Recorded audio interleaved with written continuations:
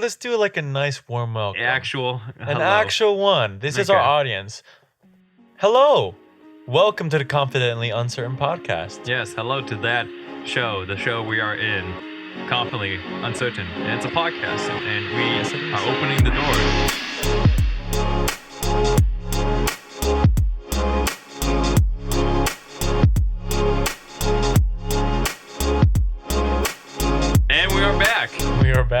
I see a red light. We're recording, and yes, this is our first episode in which we have a 2-camera setup.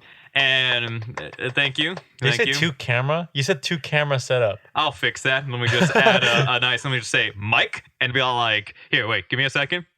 Yes, this is our first episode in which we have a 2-mic setup. You said 2-camera setup. No, I didn't say camera. I said mic. What's wrong with you? I'm sorry, Nick. I must have misheard. Continue. I do like that. I do have that power. Sometimes I'm in the editing system. It's like, I could do that joke I said, but no one would know it's a joke because I actually edited a conversation. And Azero would just be like, hey, Nick, you fucking lying over there? What the hell is this about? What are you doing? But yes, I'm actually, to add on to that, I'm very excited about this 2-mic setup because now I can actually face you in a very natural way. Yes, and for this temporary setup, I am facing away from you when I look at the mic. I'm staring at a wall. I could turn to you. I just hurt my arm more because I'm leaning in more. Yeah. But, by next week, I got to put that on myself. By next week, I will be getting the official mic stand that just clips onto your desk, and I can move it all around, and I can have a jolly good time. I admire it. Accountability. Everyone in the world's going to hear that. And next episode is going to start with, they fucked up. All right? I didn't get the damn mic stand. We're actually now back to one mic. We're actually back to one mic now. I can't I fucked up royally. All right, so let's jump into this episode. Now, last episode, we ended it off on, a very high note. I like to think we're motivating in our conversation because we talked a lot about, just simply doing your stuff and even accepting.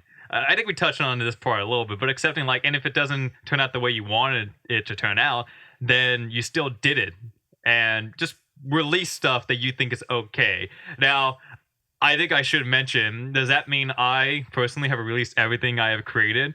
No, I will say, I have not released everything I have created. There are some of these things in which I didn't just look at it as it was okay. I actually was like, no, I don't like this. This is bad.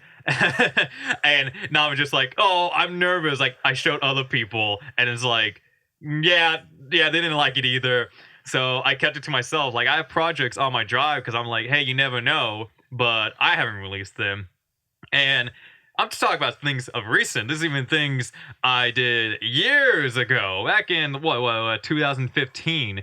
Actual video projects, things that were supposed to be films that not only just never got released, they were never finished. And I have a bunch of school projects I don't give a shit about, so I released it on my online classes and then deleted them right after because I didn't give a shit. And then there's a lot of images in which I posted on Instagram and then I archived because I was like, oh my goodness, what am I doing? What do you mean? What are you doing? I was just embarrassed.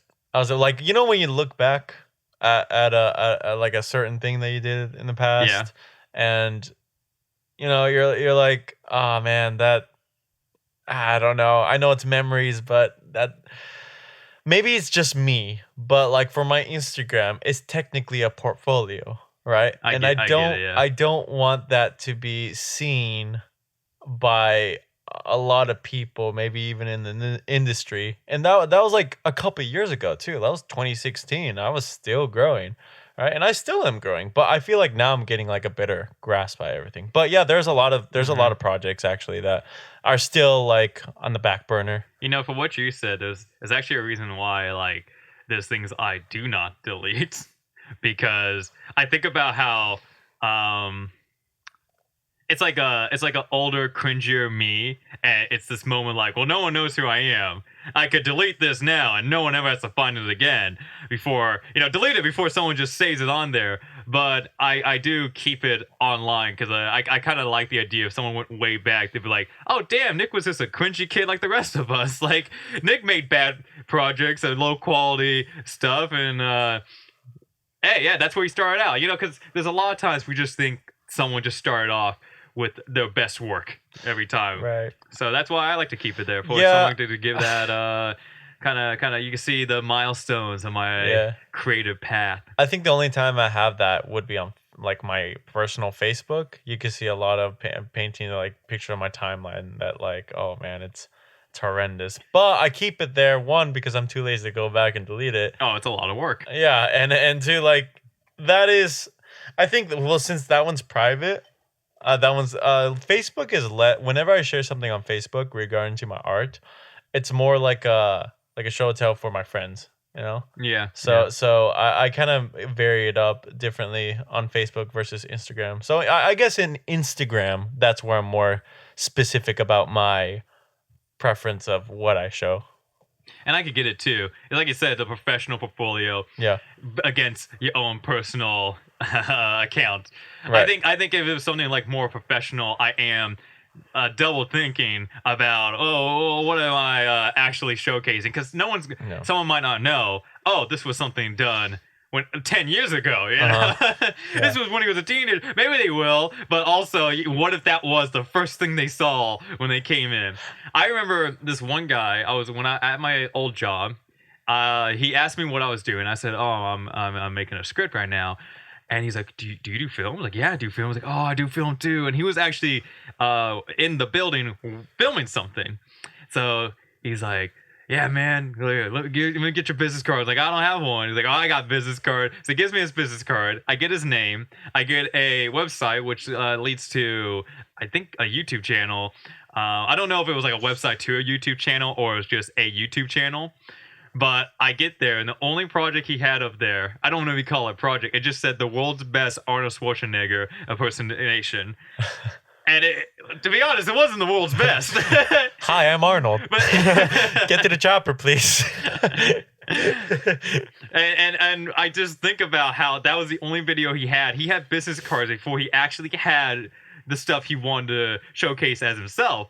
So that just kind of comes in my mind when I think of like, you saying, I got to delete that. What if someone like saw that and was like, that's the work he does right there currently? I thought I was like, I don't even know what the fuck you're filming up there now. Like, you rented the whole room for like the world's best Dwayne Johnson impersonation or something.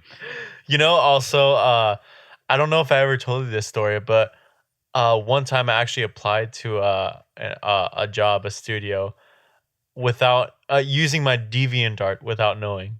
So I applied to, I don't remember which studio it was. It was like a local studio. This is still in San Francisco.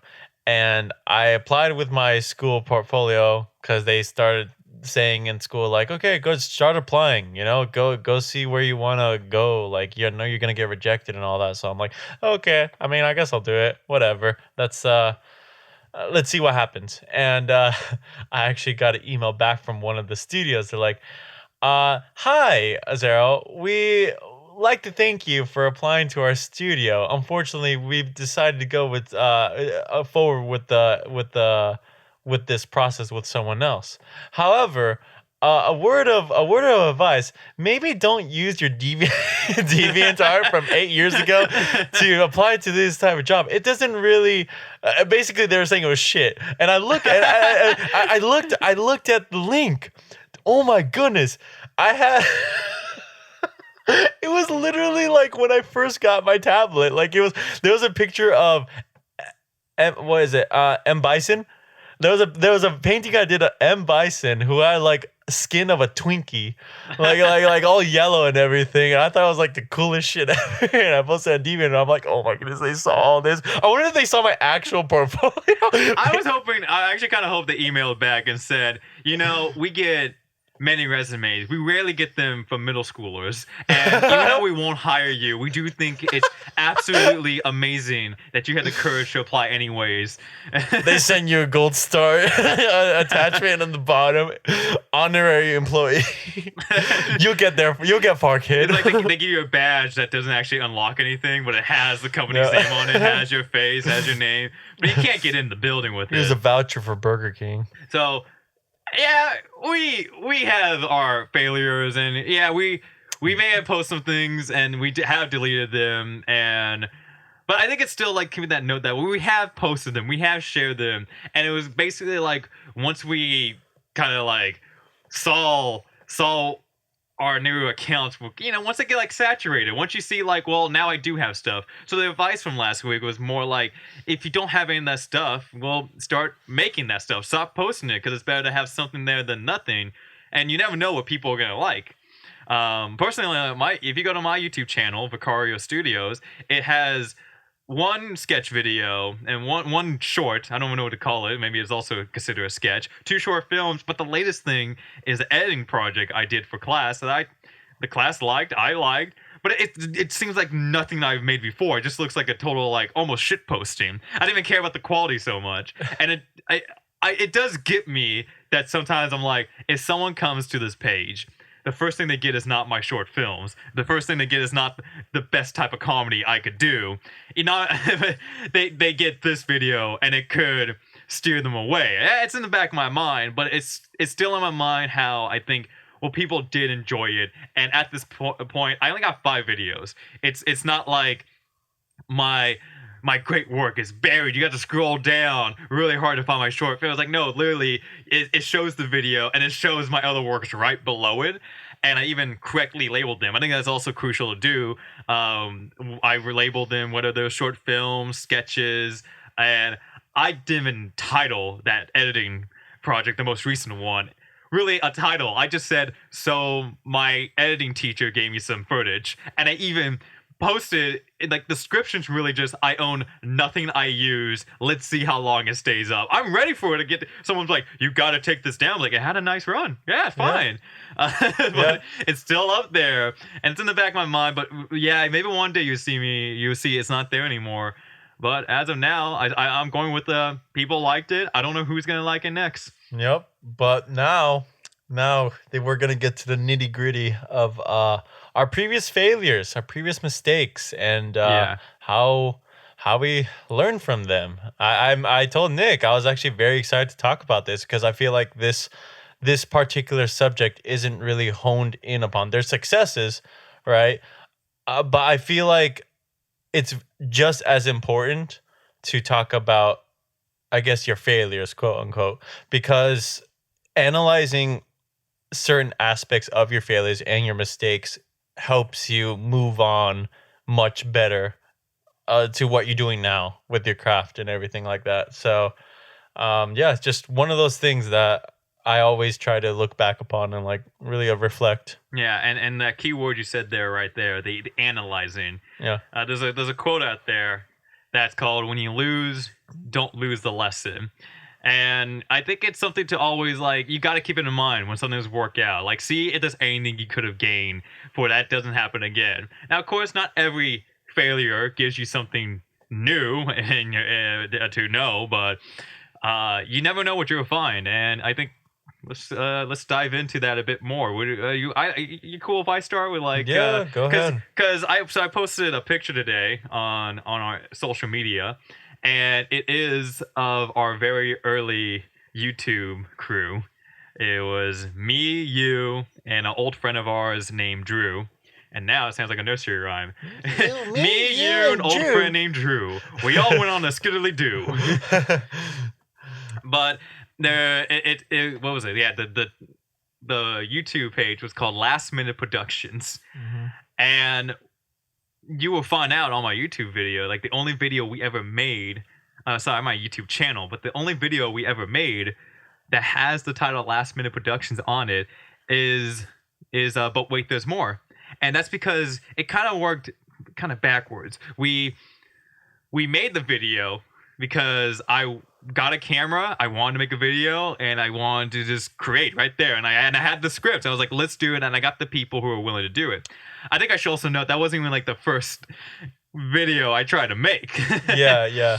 But maybe I'll backtrack to that a bit afterwards. Actually, do you mind if we give a little preface about how we wanted to start? Because I think that's also important. Oh, I am about to get to that. Okay. Yeah. I thought you were gonna go to. All right, go ahead. Sorry. No, but basically we made the video, but wait, there's more, and it was like, oh, we got to put this on YouTube, and then it's like, well, I don't want to just put it on my account. So then the thoughts started coming in, like, oh, we do this video, and then we could like do more videos. We could be one of those like great YouTubers out there. And I'm not saying like once a week, but like we'll do it at least once a month. Like people will know us. And basically, from what you could see from one video having that label of Last Minute Productions, that didn't happen. It didn't work out. And in all honesty, it was just because we didn't know what we were jumping into, really. I guess it was like the idea. I think it's because it's the idea that we didn't, for film, we didn't know, like, just because something's 5 minutes doesn't mean it takes 5 minutes to do, right? And just or even a day, like things take many steps. We took the production at face value from what we saw, like by other creators, and like how we basically we felt like we could knock it out in like a day or two. You know? I think actually early on I knew it would be like one day, because when we did But Wait Till There's More, it definitely took multiple days, especially with just like when we get the location. Like we shot that in our friend's kitchen, and it had to be like when people weren't there, not because it's like, oh, they weren't accepted.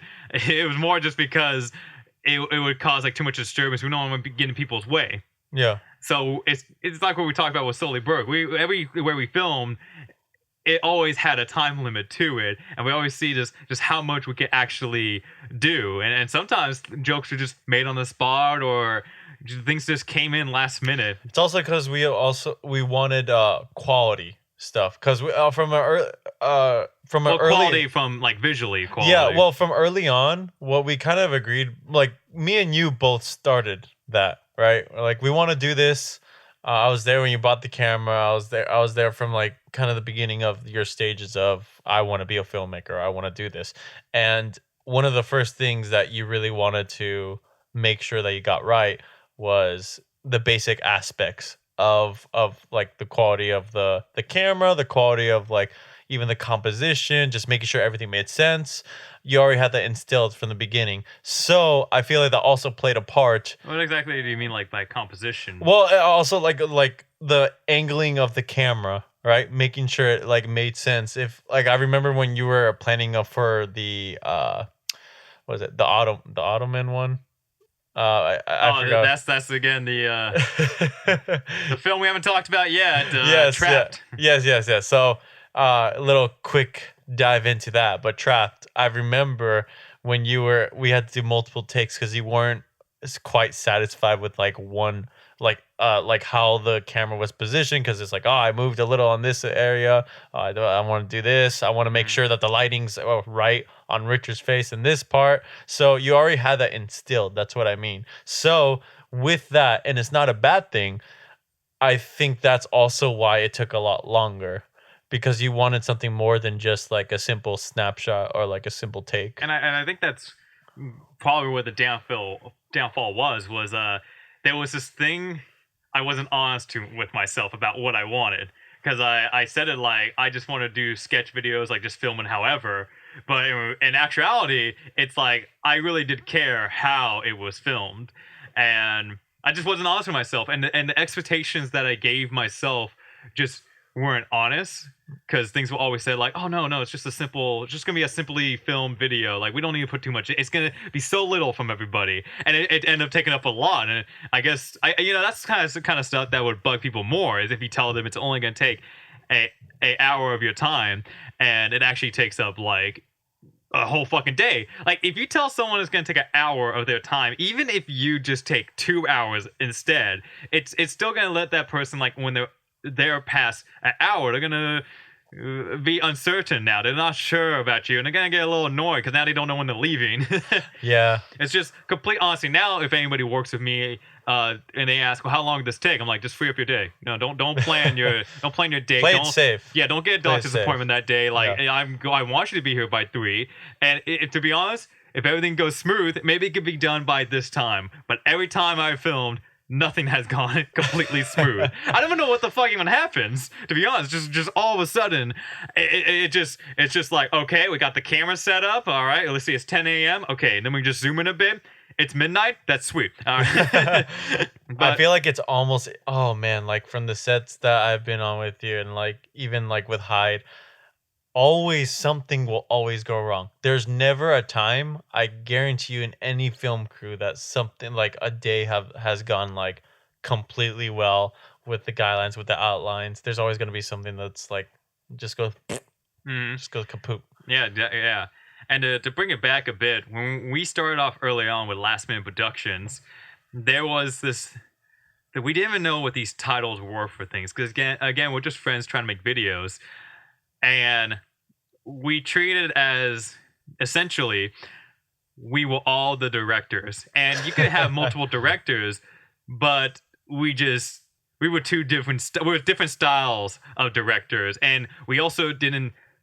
Like, if we mentioned how like Sully Burke had no pre-production, I don't know how to even say the lack of pre-production. We didn't even like talk to each other about what we were gonna do. It's say like this with Sully Burke, I at least would say like, I'm gonna be the cameraman, I'm gonna direct, and I'm just gonna shoot like this. But for those other projects we did with both Trapped and But Wait There's More, it was a real like, hey, let's film the script. Sweet. And we just go on set, and then everybody wants to hold a camera, and then someone's like, let's set it up like this, and after spending the time to set it up, someone goes, I didn't see it happening like that. And it's like, those are discussions you need to have before getting everyone together, you know? Yeah, that's something that you kind of do in like a kind of like with Hyde, even with the conference room. I feel like that was a good. I feel like without that, it wouldn't have been as smooth. Yeah. Right? Was he referring to? It was. We literally had a meeting with every crew member that could show up. We got a majority of them, and it was basically just a discussion of like, you know, maybe you did read an email that told you everything. We're gonna discuss it right here to make sure you understood exactly what was being said, and then most of all, like, are there any questions now? I think also to go back to like even having multiple directors, I now realize. Like, I feel like back then I didn't even know what a director was. So I was like, neither of us did. Neither of us did. And like, you put me that in like the credits for, but wait, there's more, like co-directing. I'm like, I did? Okay, sure. Yeah, that's how confusing. Is that easy? It's still something that like, it bugs me. Like, remember I was saying about like people now know just like how much change and starting off from these days of like, they don't know what the fuck they're doing. Yeah. That's like the perfect example in which I was the director for But Wait There's More, and I didn't credit myself as director because I don't know, I was almost like, oh, I want to share it, and I guess it was almost like this throwing labels everywhere, and I wasn't even too certain. Again, it's like we didn't even know what a fucking director was. I was like, I think it was because I was like, it's the person that holds the camera, and since I was behind the camera, I'm like, then that would make them the directors, right? And people, it should have been so clear to me too, because when you watch a movie, it says like or you see the poster says directed by Quentin Tarantino, but I took it as like, no, the one who wrote it, that's the big name. So that's why the first thing put on is like created and written by Nicholas Vick, and then co-directed by Azero Alcala and Drew Perez. It's just the credits are a mess, you know. I don't think I think the most accurate credit I gave was to the actors, and even that, there's like jokes in that thing too, of like I call you sitcom douche 1, and when you play Chase Ramirez, I think and it's like there's no other sitcom douche, but it's just like I was just having fun with it, you know. And then the lighting magically appeared. There was no lighting director. There was no grip. There's we had a light. I don't know. Like, you did some research, and then you and your dad made this light. And it was a very yellow light. And we're like, oh, it's fine. It shows our face. And then we came over to that kitchen and said, oh, look, the window, the light, the sunlight's coming in from natural light. It's great. And just editing it and never saw problems. Like everything's fine, everything's fine. And then one critique we got was it was very inconsistent in the lighting, which I would happily take that critique out of everything.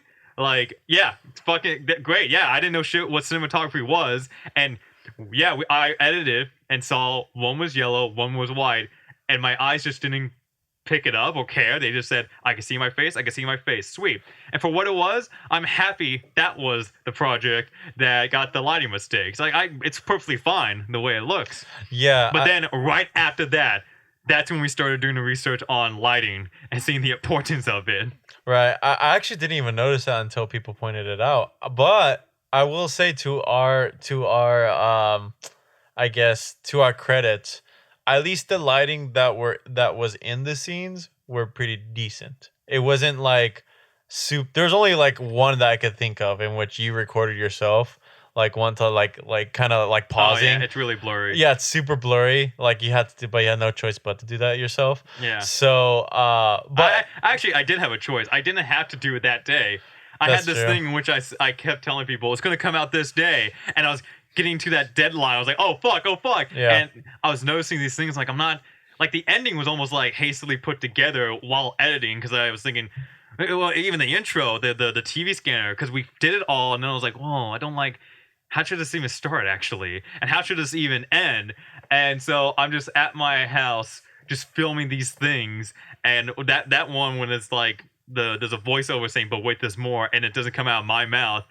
I could have just said, oh, I will film this tomorrow when Azero is available. No, I was like, it has to be done right now. And so it must be done by me. It was actually...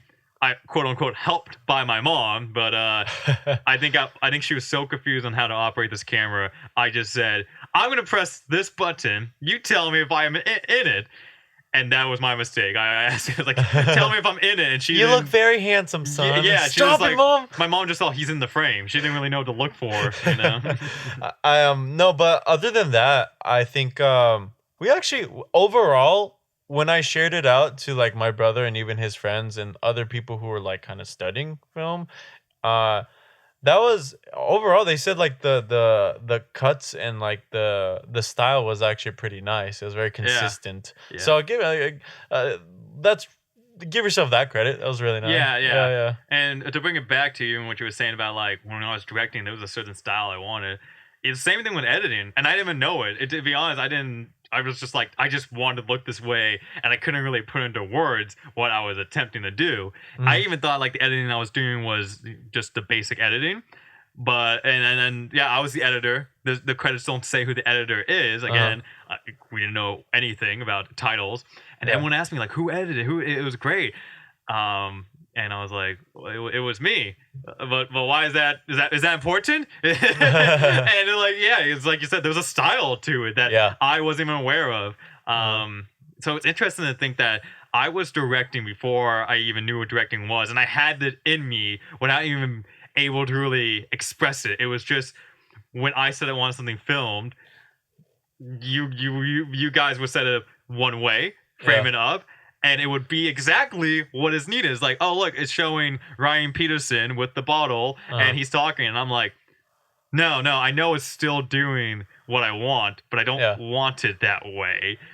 Let me show you how I want it. Yeah. And then it's like, you guys would be like, okay. You'd be like, whatever. Like, why is it Matt? Like, you know. I think also to kind of tie on to directing and the problem of having, I guess, all of us being directors is I think for me personally that kind of went into my head a little bit too much because there was certain I know that there was certain jokes and like certain scenes in which I'm like, Nick, come on, like we should do that differently, right? So that can be that could be also one of the downfalls of having directing like kind of more than one director, and it's not impossible, but I guess for me personally I didn't understand that. Yes, I am contributing to this project, but ultimately it's like your idea and ultimately your style. So it's not. So whenever I critiqued, it was much less about what would fit for Nick's style and more like what I liked. You know? Yeah. It's again, you could have more than one directors. I never seen a team of 3 directors. Yeah. But those ones who work together, they have the same style. Yes. And I think that's even why you see that these directors who pair up, they're usually like siblings. Yeah, the brothers. Yeah, of course they're gonna have the same style. Like they're raised the same, or they're like really close friends from like the start. Mm-hmm. But I feel, and I can't say it's from like experience, but I feel like that it's definitely one person who takes the reign a bit more. Like they get the final say more than anything. That they had the person like, I co-direct with you because it's like you unlocked this thing I really wanted and I didn't know I want. You're the one that influenced this direction. But between them, they really had a disagreement. You had to give it like, okay, well, then which one? How do we give it to somebody? I guess it's like, how do you settle that if you're just 2 people? There has to be a moment of disagreeing. So that's how I kind of like Solid. We were doing it like that, like, oh yeah, I love your input. Even now when I do work, like I still search for people's input, and I highly appreciate it, and I respect it. I crave it. Yeah, I want people's input while I'm working, and they all help me influence the direction. But in the end, they know they recommend something to me, and no matter how much they convince me, it's like I don't want it. They're like, well, okay, yeah, you are the director. yeah. But let's continue this, I guess. I was gonna say take it back and also continue because I want to talk about both what was that project we worked on before and what was that project we worked on after. Now we keep saying the one Trapped. I feel like there's not much to say about it that probably hasn't been said already about like in regards to like what happened in But Wait There's More, but you never know us. I think it was just an impulse. From what I remember, it was an impulse of creating. Trapped was like something that you really emphasized. It was one room, and we could do it in your room. So, I guess from that, we were kind of thinking about our limited resources. Yeah. But the only downside is, I think that we were just so eager to have something out there that ultimately it didn't work out at the end because it was being like rushed. And also Zamora, he wasn't our friend Richard Zamora. He's not an actor, right? He was just a friend who like was helping us out. Yeah, it wasn't even just that. He wasn't an actor and he didn't have the best availability, and that was the biggest problem that we had with Trapped and then the projects going after But Wait There's More is that when we had an idea, we felt like it would just work out and appear. When I wrote in the script, it was, and we could get that. It should just fine, you know? Yeah. The thing with, and again, that thing, like, we're not really being honest with how long it's going to take. When we got Richard, it was like, Richard's like agreed to do it for a day, and the specifics of a day wasn't really there. It was just like, oh, when you're available. Okay, come then. We could probably, like, if it's a 5-minute video, we'll probably just have fun for like an hour, but I wasn't working that way. Yeah. I wasn't working like I just want to create this internet video. I just want to make this sketch. And I honestly, as long as it gets all the info, no, it's like I'm making a directing style. So it was cramming whoever the cameraman was. It could have been me, a friend, just in a corner before we get that perfect shot. It was making sure that we're doing these things in a certain order, like basically like blocking. And when you said a line, it's like, no, don't say it like that. Say it like this. Oh, yeah. But be yourself. It's like, what? So, well, also, whenever we did have friends that would help us, and it was very crucial at that moment, if we needed a retake and they couldn't make it, it was like, it really drained production a lot. We had projects that we could gather everybody for that one day, and it was perfect. And then we would just need them for another day, and it could take up to a month or 2. Yeah, and no one's schedule would align, and then it's like, okay, should we consider like retaking the scene with another person who is available? It wasn't their fault at all. No, like not at all. we instilled that expectation upon them like very unfairly, and we kind of thought like, they like it's again that it would all work out. Yeah, it would all work out. It's no big problem because we can't do this weekend. Of course, next weekend will work. It's no big problem because you're gonna say each line perfectly. It's no big problem because I don't even care where the camera's placed. And then everything was just contradicting it once we started. Yep, and then easily just turned very bad. It brought us down. Yeah. I don't think we ever really stopped making things, but nothing got released. All because of expectations like that, and also the assumption that it would just work out. It's just fine. That I'm so happy that now I'm at a place in which I'm like, yeah, we could take our time with that. All right, let me make sure it's all ready. Let me figure it out. And when I say something like, this should be not easy, I say this should be easier. This should be simpler. But I still give people stuff like, but you're going to be working on a film. That's still work. A lot of work. That is commitment. And that is like, I'm never going to say it's only going to take 1 hour, plan a doctor's appointment. I'm always going to say, we're starting at 3. Don't do anything but work with me after 3. Maybe you're out early and then you're happy. You're like, wow, he finished that early. Yeah. Lower your expectations and, kind of if you end early, it almost feels like a huge relief more than like an exhausted day of waiting. It's also, like, when is Nick gonna fucking let us go? Oh man, yeah. When I filmed that party scene, that was everybody. Goodness. I got like 15 people. I said, "There's people in the background do stuff like." So this is for our next video, by the way. So this was for the project called One Night. You're right. Yeah. So One Night. So we're talking about another project called One Night, in which this consisted of me, Nick, and our friend Drew.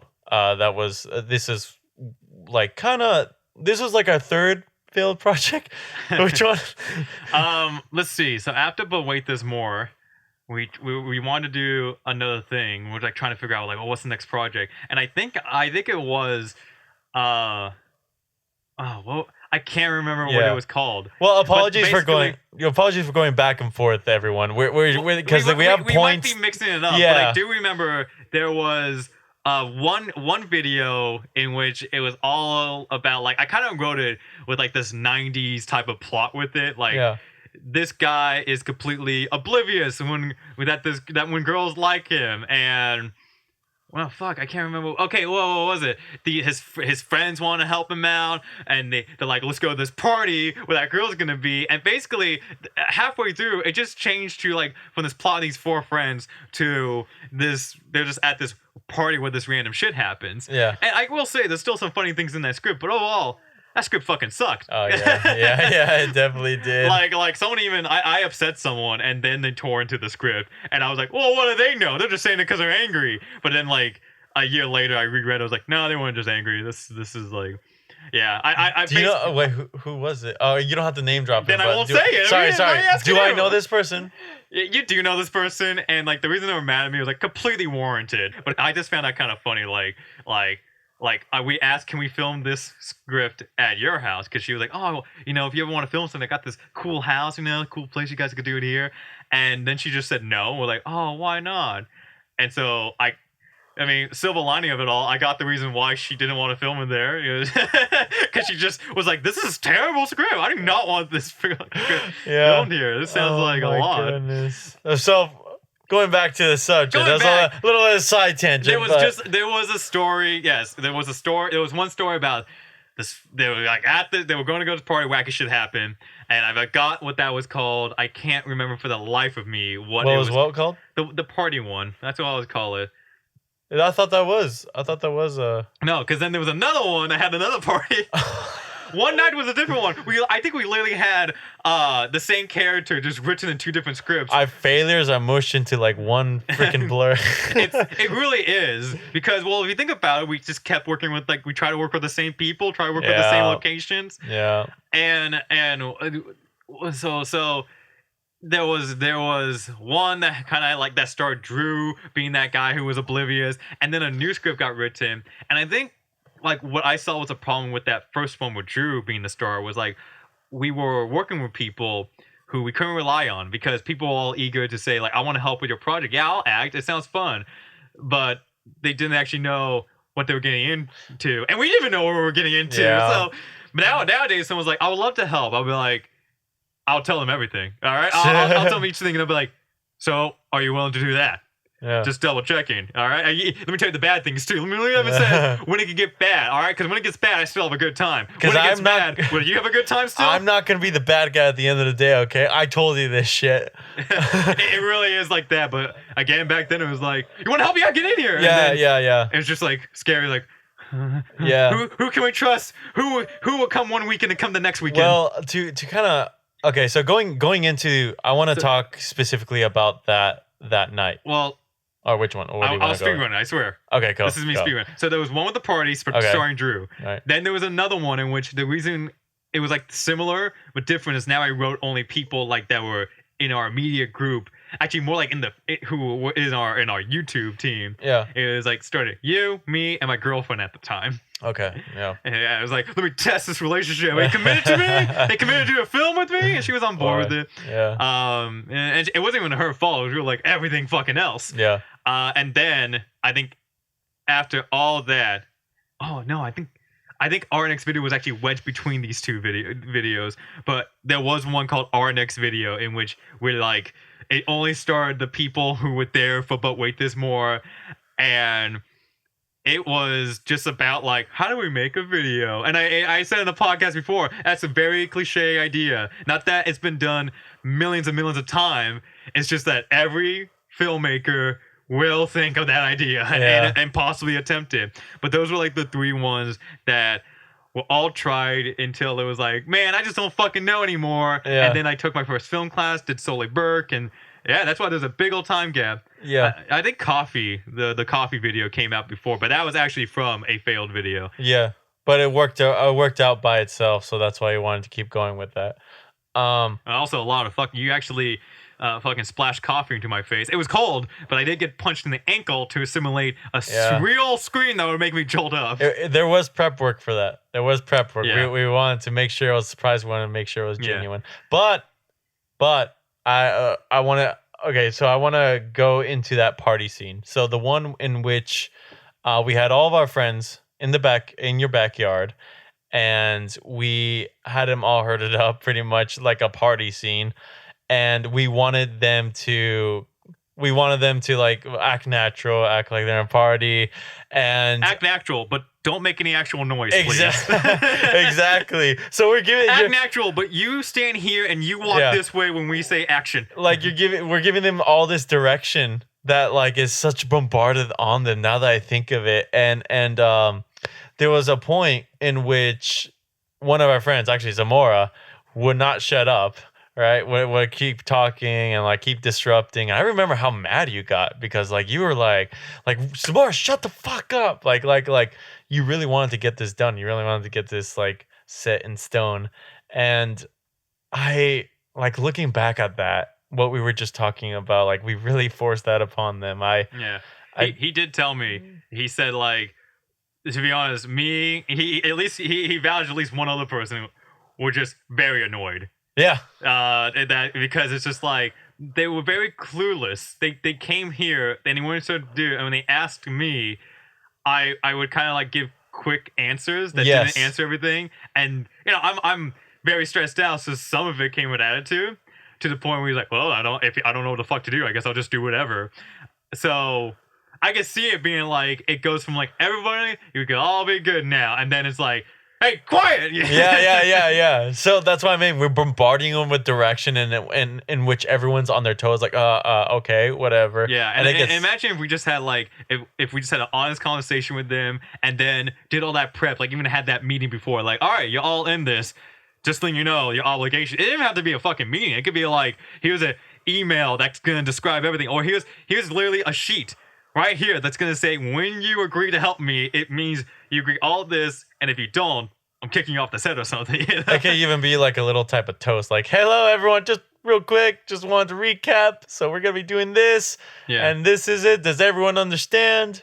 Right, so we can all be on the same page. And I'm glad those people still like me and support me. Yeah, right? I'm very glad. Thank you to every one of those people who were there. There's still this part of me, and let's see if I actually hold to it. But I'm like, hey, first if there's like a first premiere, like when it comes to like big premiere, Yeah. I'm gonna invite them all. Be like, you guys were there from the beginning. All Yeah. right. We might not have talked in years, but this is my appreciation right here. And if I'm rich, I'll buy you dinner. It would be Denny's. But 246 menu, okay? yeah, That's don't it. go beyond the 8. Yeah. It's not a 246 810 menu. Azero, all right? put the lumberjack menu down, Yeah. okay? All right, that's $12. I know you have money. From your fucking Patreon shit, you artist. Yeah, so that right there, whoa, it was so weird to even think like we went from like, okay, we're only gonna work with the people we know. Yeah. We're gonna work with a limited crew because that's the ones that help you the best. And then we went, let's do a party scene. Yeah. Because it was just like, it's just people. Then we're not asking them to act. It's like, no, if someone's helping out with the film, they are gonna do more than just be themselves. All right, Yeah. they're gonna do more. Even when someone asks like, can I just be there for one of your film days? Like some people asked, can I just be there on set? I'm like, Yeah. do you want a job? Like, if you have a job, but I would just like to see how it works. I even tell them this, like, it's gonna be crammed. We're gonna be moving really fast. I'm gonna be like, here's all the things. If you just being on set, I can't even just have you just talk whenever you want to talk. I can't have you stand wherever you want to stand. And you can understand like why some directors are like they come off as douchebags because they have all this like stress upon them. They can't be babysitting everyone. So I like it makes sense why you have to like really cram it into their head. Like this is where it's gonna be expected of you. This is how it's gonna run. And when you come into film set that day, I need you to act the way that you should be acting. Yeah, it's basically like if they're not in the film world, they don't have that instilled in their mind right now that when it comes to being on set, it's gonna be the priority is not to have a good time. Yeah. If you have a good time as an end result, fucking great. I want everyone to have a good time on the film. Yeah. But knowing that it's like real work and that things can be pretty strict around there. Mm-hmm. So just remember that if you ever like just help out. Like I love to help anyone who wants to join in. And it's just great that like, just having that honest communication with these people actually does make a difference. It really does. Because I have people who have acted in some of my projects who aren't actors. People who have done voiceover work who don't do voiceover work. Yeah. And the fact that I'm just completely honest with them and they understand just like how much work is actually helping out with these films, it makes it just all around a better time. Mm-hmm. Real quick, how are we doing on time? Because I know that there's a lot to say about this subject. Because we might maybe have to do it in 2 parts, but I do feel like it's like a 2-part. If we want. Because there's a second chapter of this in which it involves like another. Are you talking about The Odd Job? I'm talking about The Odd Job. The Odd Job. That is a whole nother thing we have to that, and that is like. That was a whole year. That was a whole year of trial and error. Yeah, and not a single thing got filmed. Oh my goodness. But if we're talking about... That's right, not a single fucking thing. I just, like I knew that, but it just dawned upon me. We had not one setup. It was just, we're going to do it. We were extremely eager. Yeah. And we didn't know the organization of things. Yeah. It was, because our thing was like, we got the actors first. Yeah. Before even having funding. And also, I want to add that our mentality still was a mentality of, well, it would just work out. Yeah. We got the actors before even knowing where we're going to shoot. Think of it like that. Yeah. So and it was a fucking it was a 50-page script, and we treated still like this could be done really quick. Oh my goodness! Like you guys can see, but I'm eye rolling like so hard. Yeah. But that's a tale for another time. That's a tale for another time. But I guess to. The time's doing okay. Yeah. I think let's before we go to the Odd Job. Yeah. We could wrap up. I mean, with these collections of what are we gonna call these collections of films? The early klutzes. Early klutz. The early klutz. The Claude. Yeah. That's from Steven Universe, but I like to think it's the same. Like if I'm the planet, this is inside of me, and it pushes on me, and it's still like, it cringes me, makes me anxious. Minor clods. It's like basically. It was expected, these type of mistakes, from what our unrealistic expectations were. Whatever the mistakes that we did in the past, they were expected, and we majorly learned from them. Yeah, like right now, at the time they weren't expected. They of course they're not going to expect it, but now it's that really like to talk about now, like how we learned from it now. Like you kind of touched on it a little bit from whenever you have friends helping out. You make sure to remind them about what they're getting into, or if you have help from friends, it's a very minor thing. Like you had Foley work done, I helped you out a little bit, like yesterday. Henelin helped you out, like almost your friends work out, but it's nothing that like is very taxing towards them. It's just something that can be done like in 20 minutes. Yeah, like a simple thing. And if it's ever more, again, just being honest. Yeah, I think that's something to keep in mind. Like when you're practicing these things and you're looking for that outside help, you have to know you never sell it as just a fun time. Right. If they're excited, great. If they're showing smiles, great. It still works. But you always sell it as this is work we're doing. This is commitment, and it goes back to that. You need to have that honest communication, not just with them, with yourself too. Yeah. Okay. And I would say never just do anything with the mentality of it would just work out. I like to think the Hyde production is a good recap of how you learned from your mistakes. Of all the things I've learned. Of all these things. Like, well, for one, for starters, you got people that are actually interested in that field. Yes, right? Those are the first people I grabbed. All the grips were interested. There's his director, the people who funded it. They were all interested. They were all on board. They knew what was going to happen. Yeah. That was the first things first, right? Another thing is the preparation. You had prep time. Oh, yeah. I think that was the first time I truly learned, like, the work on a film, that long length time. Yeah. Filming it, the actual production's like the smallest amount of time you're gonna spend. Like it's mainly pre-production and then post-production. That's a majority of the time. And I think it really valued I really valued that prep. I think we all did. It was so nice to just like most definitely like a month or two of prep for a 2-day shoot. But damn, did we not feel good for those 2 days? Yep. And like I'm kind of going down the list and like kind of comparing it to what we talked about. Also, taking care of the people that you actually work with. You bought them food, you bought them coffee, all off your budget. All off your like from your pocket, and like that shows that you wanna make sure that they're comfortable. They're still workers. They still know workers, but it's funny you bring that up because I remember. So his name is Dario. He was the executive producer for Hyde because he funded a good amount. Like he got some earnings from a film festival, and he told me like I have faith in this project. I much rather put it in this because I don't know what I'm gonna do with it. Yeah. So he really funded that. And he's like, if I'm doing this, I want to not just be producer, I want to be executive producer. And I'm like, fuck, sure. Yeah. And then one day we're just talking, and he's like, hey, and also don't forget you can put yourself as executive producer too. And I'm like, why? You're the one funding this. And then it just clicked in my head like, oh, fuck, I'm losing a lot of money. Yeah. No. Like, because of the food and everything. Like, honestly, it was really inspiring because it's like, it's not like you make like a shit ton of money. No. And it's like that really like dug into your account. It did. I'm still paying it off. But, I mean, it's getting there. It's getting there. It's good. There's another piece of advice. Your credit card company won't bug you if you pay the minimum of $30 a month. There's no bugging, all right? Keep that as a little bit of a financial... If they call you, just put it on mute. The problem goes away.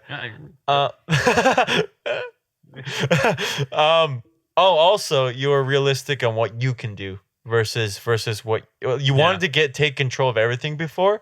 Like what you were talking of, like where you talk about in your previous projects, but now you disperse those responsibilities. That was the first thing I wanted. Yeah. I around that time with Hyde, I said I want to make a film, but I don't want to produce it. And I ended up producing Hyde as well. But I guess it was like I don't want to do this alone. It was very scary for me to always like when it came to trying to solve these problems and how to get it done, to have no one else to turn to. But it was really good. Like you got a camera woman, you got the actors, you have a color corrector, right? Like you were trying to do that yourself, but you're like being realistic with it. Every time it wasn't turning out the way I wanted, and I didn't know how. I was just like, I'm willing to reach out to somebody and they ask for money, I will pay them. Yeah.